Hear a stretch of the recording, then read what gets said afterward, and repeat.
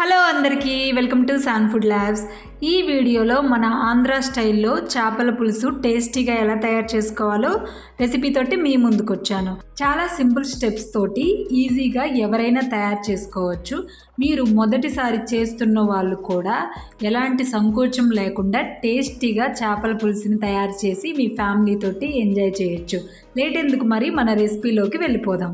ముందుగా ఉప్పు, పసుపు అలాగే మజ్జిగతోటి శుభ్రం చేసుకున్న చేపలు 1 కేజీ తీసుకున్నాను. ఇందులో 1 టేబుల్ స్పూన్ అల్లం ఇలా వీడియోలో చూపించిన విధంగా చల్లినట్లుగా వేసుకోవాలి. 1 టీ స్పూన్ కారం, అలాగే 1/2 టేబుల్ స్పూన్ కల్లు ఉప్పు వేసుకొని వీటిని వీడియోలో చూపించిన విధంగా స్లోగా కలుపుకోవాలి. మనం వేసిన మసాలా అంతా స్లోగా కలుపుకుంటూ చేప ముక్కలకు పట్టించి ముక్కలను ఒక 10 to 15 మినిట్స్ వరకు పక్కన ఉంచుకోవాలి. ఈ కర్రీ చేయడానికి వెడల్పుగా ఉన్న కళాయి తీసుకొని అందులో 2 నుంచి 3 టేబుల్ స్పూన్ల ఆయిల్ వేడి చేసుకున్న తర్వాత ఒక 5-6 లవంగాలు, 1 ఇంచు చెక్క వేసుకొని ఒక 1 మినిట్ సాటే చేసుకున్న తర్వాత ఒక 2 ఆనియన్స్, ఒక 2 టమాటాసు, అలాగే 4-5 పచ్చిమిర్చిని స్లిట్ చేసి వేసుకొని వీటన్నిటిని కుక్ చేసుకోవాలి. కొంచెం కరివేపాకు వేసుకొని కలర్ చేంజ్ అయ్యేంత వరకు కుక్ చేసుకున్న తర్వాత ఒక ఆనియన్ని, 1 టమాటోని ఇలా పేస్ట్ చేసుకొని వేసుకొని మనం వేసుకున్న ఆనియన్ టమాటో పేస్ట్ పచ్చివాసన పోయేంత వరకు కుక్ చేసుకోవాలి. లిడ్తో కవర్ చేసుకొని ఒక 2-3 నిమిషాల వరకు కుక్ చేసుకోవాలి. 1 కేజీ చేపల పులుసుకి 100 గ్రామ్స్ చింతపండుని నానబెట్టుకొని పెట్టుకోవాలి. ఆయిల్ సపరేట్ అయిన తర్వాత ఒక 1.5 టేబుల్ స్పూన్ అల్లం వెల్లుల్లి పేస్ట్ వేసుకొని పచ్చివాసన పోయేంత వరకు కుక్ చేసుకోవాలి.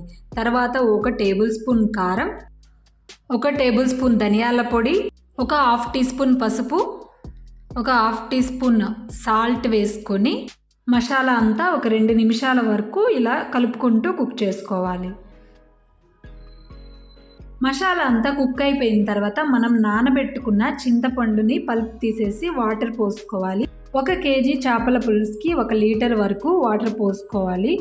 మీకు ఎక్కువ వాటర్ కావాలంటే ఇంకొంచెం ఎక్స్ట్రా యాడ్ చేసుకోవచ్చు లేదా తగ్గించుకోవచ్చు. వీటిని లిడ్తో కవర్ చేసి ఈ చేపల పులుసు అంతా మరిగేంత వరకు కుక్ చేసుకోవాలి. పులుసుని బాగా మరిగించుకున్న తర్వాత ఒక్కసారి టేస్ట్ చూసుకొని సాల్ట్ అన్నీ అడ్జస్ట్ చేసుకున్న తర్వాత మన చేపల ముక్కల్ని ఇందులో వేసుకోవాలి. ఒక్కసారి చేప ముక్క ఇందులో వేసుకున్న తర్వాత గరిటె పెట్టకుండా ఇలా తిప్పుకుంటూ వీడియోలో చూపించిన విధంగా మాత్రమే కలుపుకోవాలి.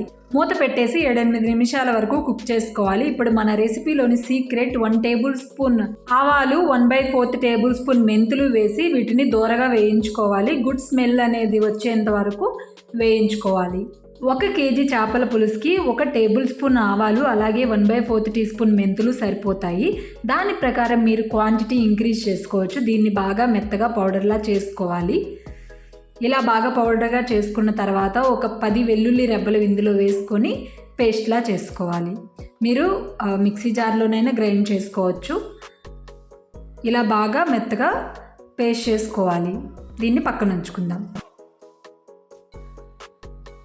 చేపల పులుసు ఆల్మోస్ట్ కుక్ అయిపోయింది. చేపల పులుసు ఉడికిన తర్వాత మనం పేస్ట్ చేసి పెట్టుకున్న ఆవాల పేస్ట్ని అలాగే 1 రెబ్బ కరివేపాకు వేసుకుందాం. ఇందులో హ్యాండ్ఫుల్ కొత్తిమీరని కట్ చేసి వేసుకుందాం. ఒక 1/4 టీ స్పూన్ గరం మసాలా, ఇది అనేది ఆప్షనల్, కొంచెం వేసుకుంటే బాగుంటుంది. చేపల పులుసులో గరిటె పెట్టకుండా ఇలాగే చేసుకోవాలి, లేదంటే ముక్క అనేది చిదురైపోతుంది. దింపే ముందుగా ఒక్కసారి పులుసు టేస్ట్ చూసుకోండి. 1 మినిట్ కవర్ చేసి ఇలా ఆయిల్ పైకి తేలేంత వరకు కుక్ చేసుకుంటే సరిపోతుంది. అంతే, మన టేస్టీ చేపల పులుసు రెడీ. ఇది ఒక్కసారి మీరు ట్రై చేశారంటే ఆ రుచిని మర్చిపోవడం చాలా కష్టం, అంత టేస్టీగా ఉంటుంది. చేపల పులుసు ఎప్పుడైనా మనం కుక్ చేసుకున్న 1 అవర్ 2 అవర్స్ తర్వాత తింటే దాని టేస్టే వేరేలా ఉంటుంది. ఈ వీడియో మీకు నచ్చినట్లయితే మీరు తప్పకుండా ట్రై చేయండి. ఎలాంటి మసాలాలు లేవు. మార్కెట్లో దొరికే ఫిష్ కర్రీ మసాలాన్ని అవాయిడ్ చేయడమే మంచిది. ఎందుకంటే దాంట్లో క్యాన్సర్ కారక ఇథిలిన్ ఆక్సైడ్ మోతాదు ఎక్కువగా ఉంటుంది. అలాగే చాలా కంట్రీస్లో మన ఇండియాలో దొరికే ఆ మసాలాన్ని బ్యాన్ చేయడం కూడా జరిగింది. మార్కెట్ మసాలాలకి దూరంగా టేస్టీగా ఇలా తయారు చేసుకోండి. ఈ వీడియో మీకు నచ్చినట్లయితే లైక్ చేయండి, షేర్ చేయండి, సబ్స్క్రైబ్ చేసుకోవడం మర్చిపోకండి. Thank you. Stay blessed. Bye bye.